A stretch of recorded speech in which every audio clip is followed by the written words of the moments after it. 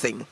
So when we're talking about brands, you need to understand that at the end of the day, the essence of your business is communicated by the integrity of your brand. And when people trust the name of your company, they trust it not for the name alone. They trust it based on the character that the name represents. They trust it based on the value system that the name brings to you. We're not in business for the short haul. We're in business for the long haul. And if we want customers to be able to look at us in the eye 10 years down the line and find a good reason to still do business with us, we have to do it right. We have to deliver the quality. Why? Because over time, sometimes there's a part of the value chain where it will seem like you're losing because you're doing those things right.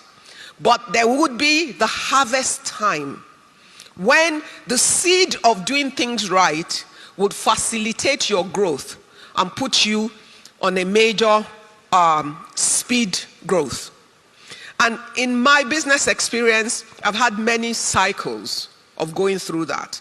And it's all of those things that you do every day that combines together to represent what your brand is evaluated as. You need to decide from the onset what kind of company you want to build, what kind of message you want to attach to your brand. I mean, you look at First Bank as an institution. It's a 121 years old company. 121. There's no other corporate in Nigeria that has that kind of age or tenacity and has stayed the length of time. 121 years of a massive institution that has transited from private enterprise when the British people who started it owned it, to becoming a government institution over time, to the period when it went back to private sector hands, and is going through a process in itself, responding to changes in time and seasons. The reality is, what backs that is what you do every day. It's in the way you deal with your customers. It's in keeping your word. It's in delivering service and quality to your customer.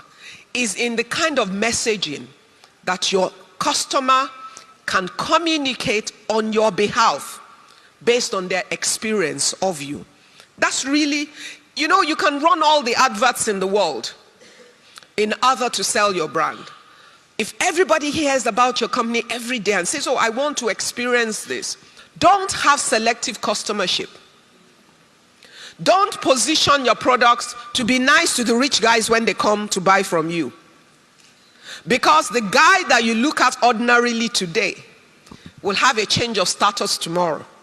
And his experience will impact on how he will rate you or deal with you when his status has changed. In building your company, understand that the brand is not the name of the company. It's not what you advertise. The name is the identity. But the experience of the company is the true reality of what your brand represents. And how people will perceive and pass it on. Referral is bigger than $10 million of advertisement budget. This is the truth. So my business grew on the back of that.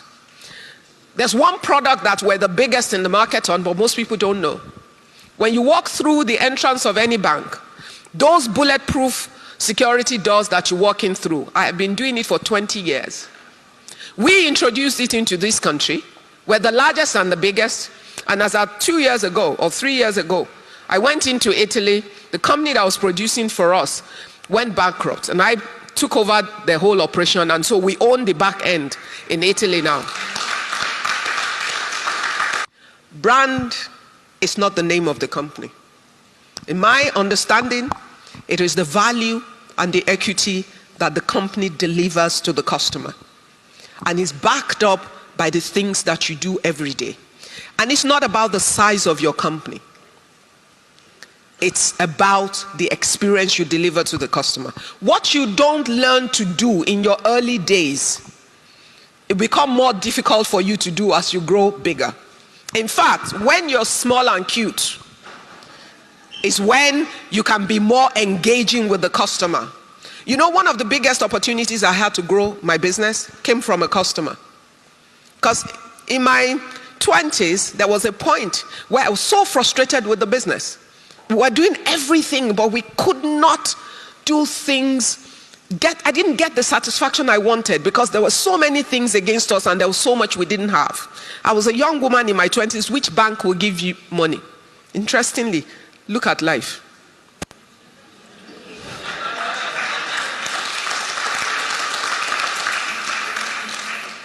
So at 52, it feels like I've already lived my life.